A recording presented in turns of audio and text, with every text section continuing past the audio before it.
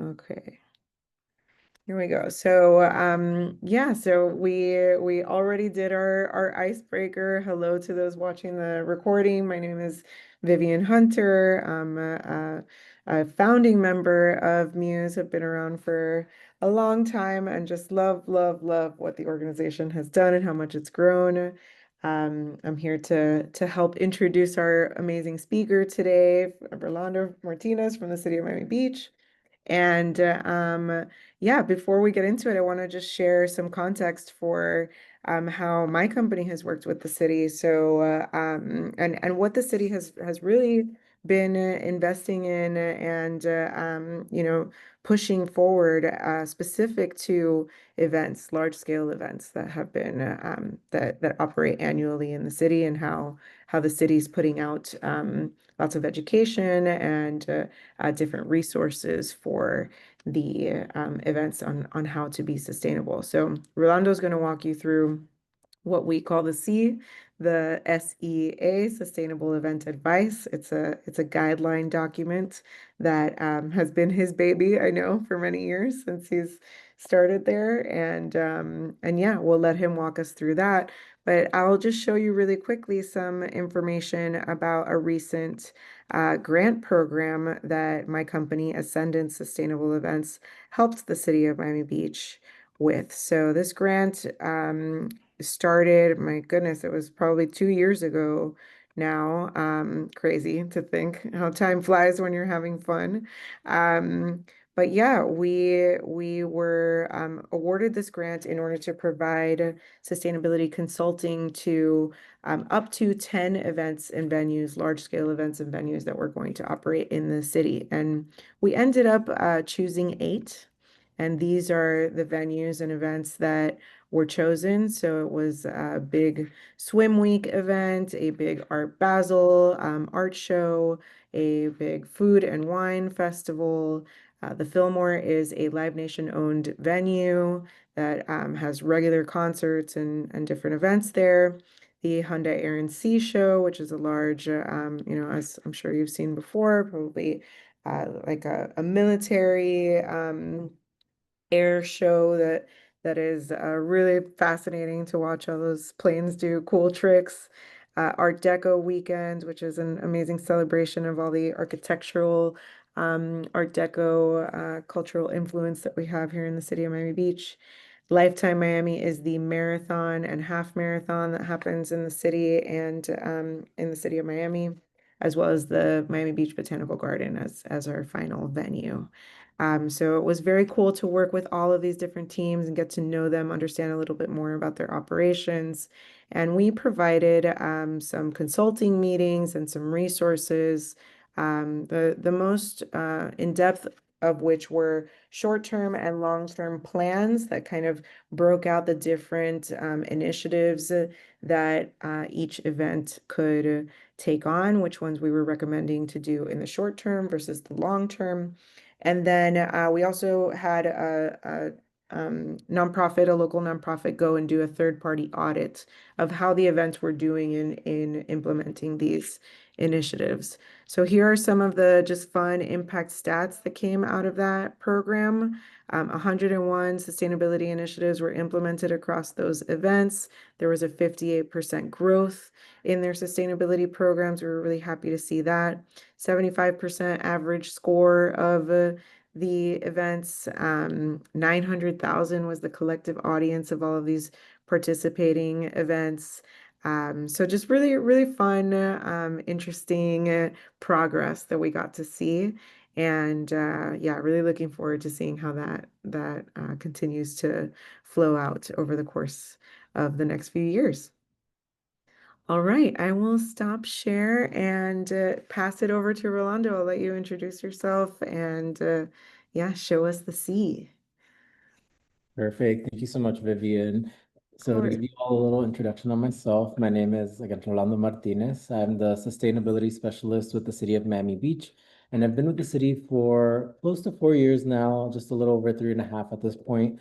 And it has been just such an amazing experience to be working with the city and to have so much support. This was creating the sustainable event advice, these guidelines was something that I'd been dreaming of and considering for a while. And I'm so thankful to have such a supportive team that helped me along the way. And I'm so thankful for the help of local nonprofits and organizations such as Ascendance Sustainable Events, Debris Free Oceans, and VolunteerCleanup.org that all had reviewed the document itself and provided some feedback and some of their insight, and it really just helped to strengthen the document even more. And without further ado, I'll go ahead and I'll share my screen because it's better to show than just tell. So one quick moment. Oh, Do I you just need, requested there you access. go. There we Yeah. go.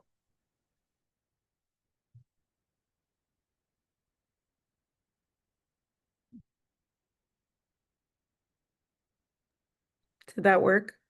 Yes. Okay. Oh, I may have to jump off real quick. It's asking me to reopen Zoom. Is that all good with everyone?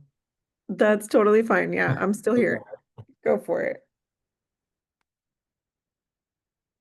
Okay, so in the meantime, if you have any questions for me, I'm sure he'll be back really soon. But yeah, we were really excited to finish up that program that we, kind of just that report. Actually, you're probably the first ones that we're sharing that report with. So yeah, Rolando's back.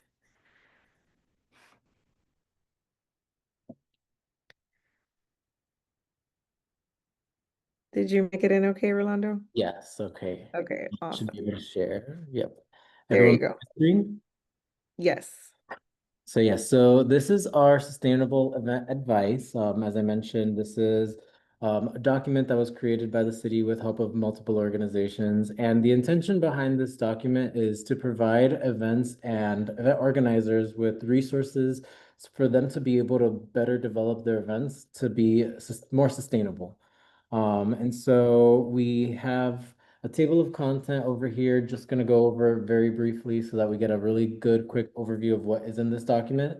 But you'll find in the document an introduction explaining where you are. So for the most part, these are going to be geared for events in the city of Miami Beach. The resources that we provide are local.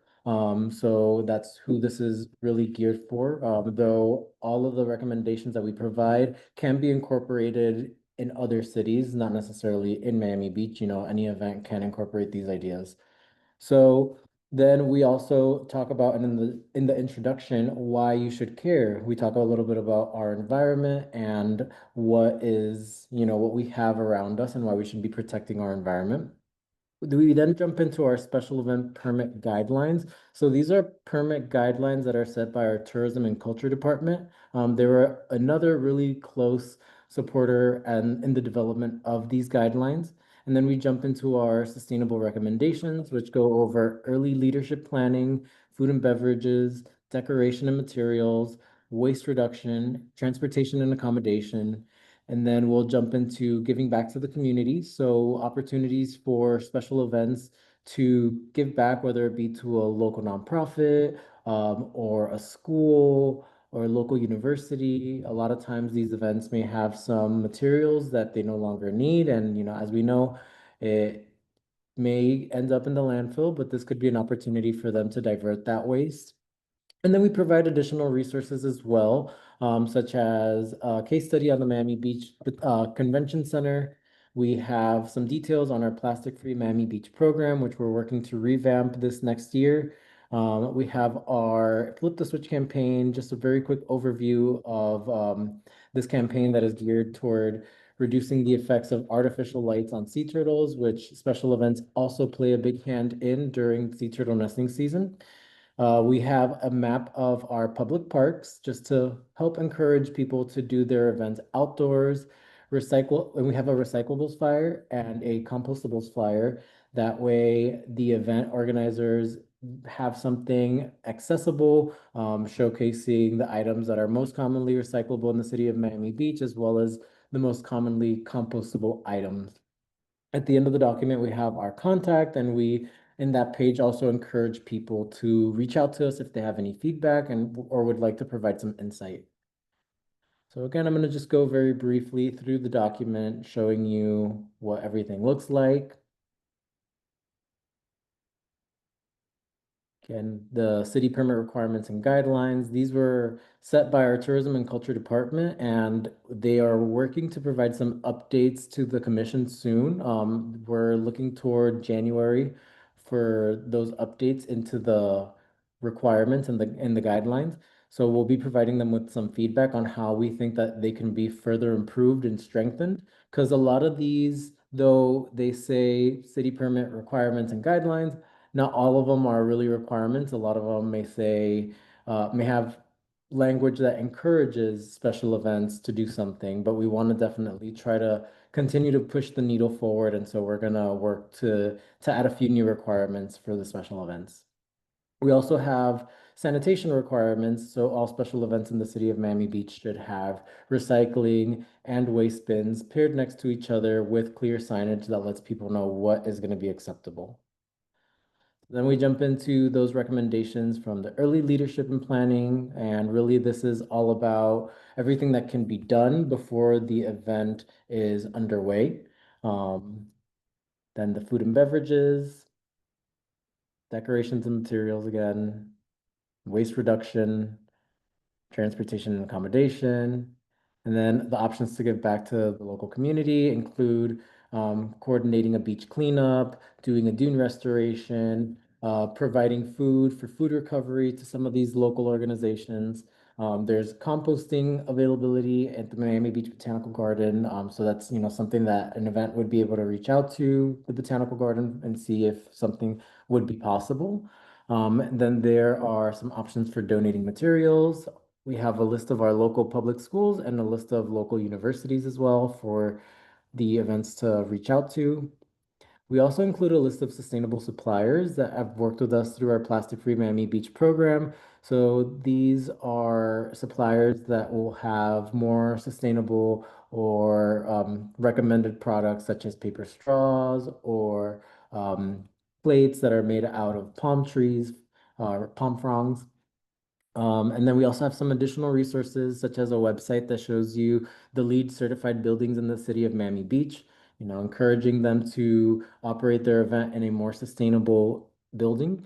We have our public parks and facilities. That's another link. We have some transportation options that can be promoted through the special events network, such as our city bike, our free trolley. We have a list of EV charging stations.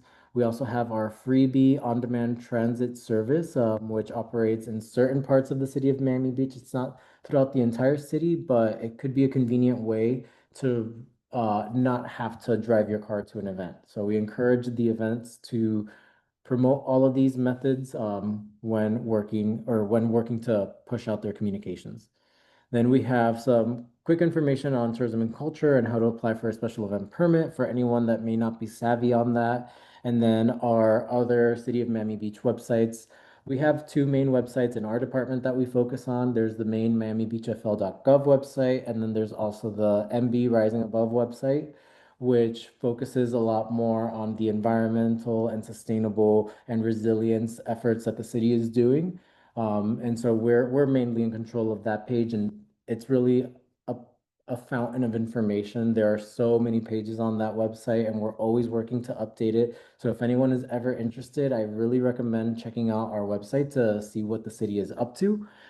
Then we have this case study again on the Miami Beach Convention Center, which has been recognized as a LEED Silver building. And I think they may have actually increased that. Actually, let's not take my word for it. But the last I know is that they are LEED Silver. And Ariane, who works at the convention center, she's always working to provide or to make things more effective, sustainable. In the last few years, I know that they've brought on composting and they've been working with Compost for Life for that. They've also been working to divert a lot of their waste. Sometimes events that come to the convention center have a lot of promotional items that they have left over. So in some cases, these events have donated these leftover goodies, and the convention center has helped to pass that along to other organizations or community members or schools, which is really amazing. Over here, again, just that page on our Plastic Free Miami Beach program. And this is a voluntary program that we have in the city of Miami Beach. It's a three-tiered system where we encourage businesses to reduce the plastics that they're using. If a business removes plastic bags and plastic straws being an item that are not permitted in the city of Miami Beach, we actually have an ordinance banning plastic straws in the city. We were lucky to incorporate that into the law before we were preempted by the state. Level two is pretty much the same as level one, but with one additional plastic being removed. And then level three is the removal of all plastics on our eligibility list. And so if you're interested in ever looking more into plastic-free Miami Beach or into eating at a business or an establishment that is a part of the program, we have a map on our website that you can reference, and we find it to be a very helpful tool for our community members. This is the latest graphic that we developed for our Flip the Switch campaign. Again, just encouraging residents and attendees and visitors to reduce their impact on sea turtles by minimizing artificial light. We don't have to get into that. This is that map of all the parks in the city of Miami Beach, and then our recyclables flyer and our compostables flyer. And that is the entire document. Amazing. Love So it. Thank you so much, Rolando. I'm gonna stop recording because we have about 15 to 20 minutes for just questions and group chatting. So I know that the meeting's supposed to end at 3:45. So we have a little bit of time to ask Orlando any questions that you may have about the SEA or about recycling if you want to talk about that, or just chat amongst ourselves and connect on any issues we may be seeing locally when it comes to sustainable events. So let me stop the recording.